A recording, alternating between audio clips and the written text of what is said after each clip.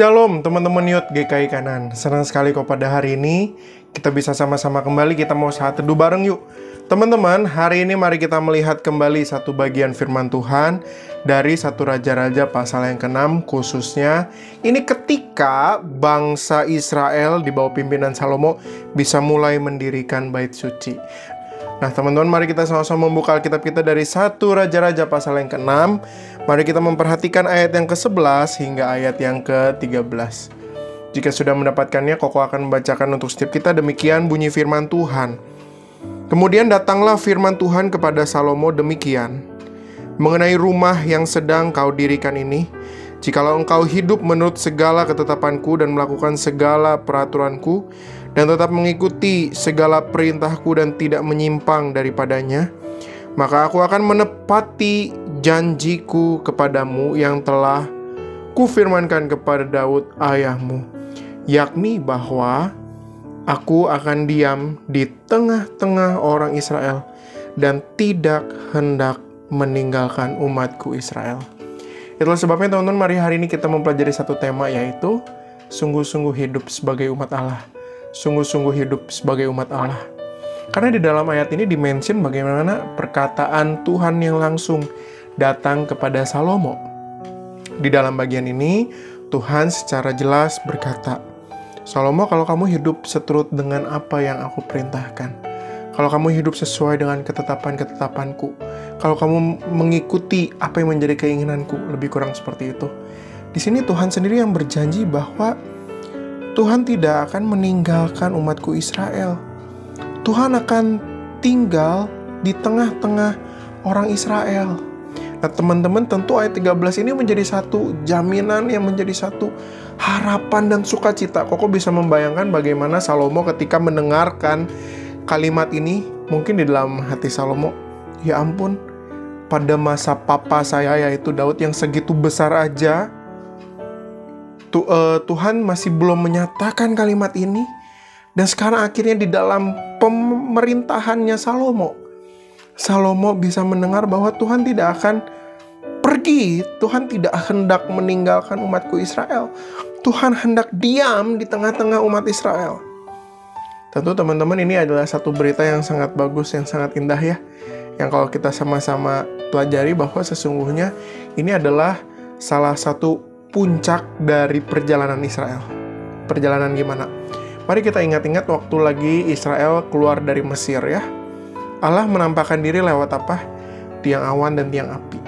Ya, Allah berjalan di depan mereka. Lalu ketika di padang gurun mereka berkemah, dibuatlah kemah perjanjian. Begitu kan ya, di dalam kemah perjanjian atau tabernakel itu, di situ digambarkan bagaimana Allah berada di tengah-tengah umat Israel. Tapi kemah perjanjian itu tidak tetap. Ada waktu di mana Tuhan berkata, ayo jalan. Nah lalu kemah itu akan dihancurkan, maksudnya diringkes. Lalu mereka berjalan lagi sampai memasuki tanah Kanaan. Lalu setelah memasuki tanah Kanaan pun, pada masa hakim-hakim belum dibentuk nih bait Allah. Gitu kan ya. Lalu kemudian pada masa raja-raja belum. Pada masanya Saul belum ada, pada masanya Daud belum ada, dan sekarang ada pada masa Salomo. Tentu ini adalah seperti satu gambaran yang indah, di mana Israel ini ibarat perahu, ya, itu punya jangkar yang diletakkan di dasar laut. Israel tidak akan goyah, Israel tidak akan terombang-ambing. Kenapa? Karena ada jangkarnya. Dan demikian juga dengan Allah yang berada di tengah-tengah Israel waktu itu.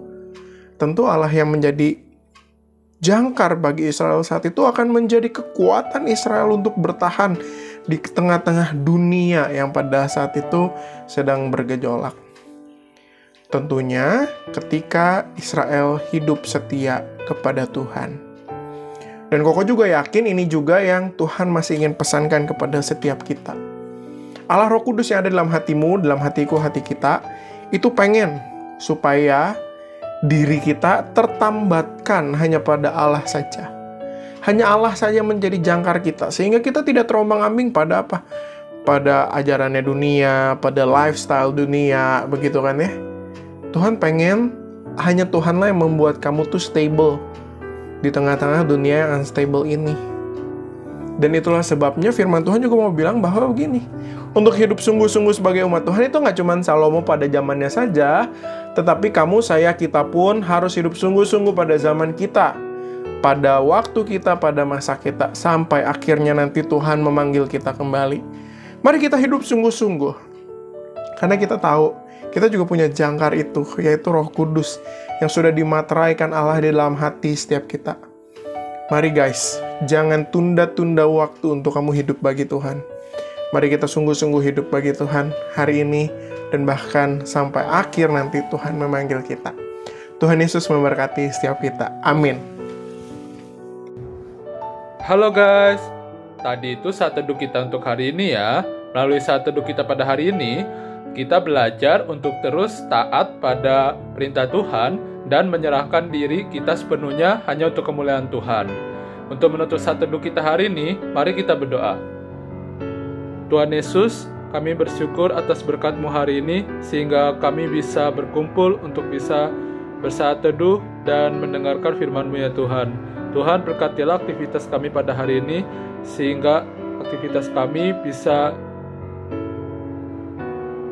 berjalan dengan baik dan berguna hanya untuk kemuliaan-Mu saja ya Tuhan. Tuhan, ampuni segala dosa dan kesalahan kami pada hari ini ya Tuhan. Terpujilah nama-Mu Tuhan, hanya di dalam nama Tuhan Yesus kami berdoa dan mengucap syukur. Amin. Nah, teman-teman, besok teman-teman bisa nonton saat teduh kita di channel ini. Dan jangan lupa bagikan ke teman-teman yang lain ya, supaya banyak orang yang mendapatkan berkat. Kalau misalnya teman-teman ada kayak pergumulan atau hal-hal yang ingin diceritakan, teman-teman bisa DM di Instagram Youth GKI Kanaan. Dan juga bisa dengerin podcast-podcast dari Youth GKI Kanaan. Dan jangan lupa juga, Sabtu jam 7 malam, kita ada Zoom Fellowship. Nanti linknya akan dibagikan di grup WhatsApp ataupun grup lain teman-teman. Have a nice day. Tuhan Yesus memberkati.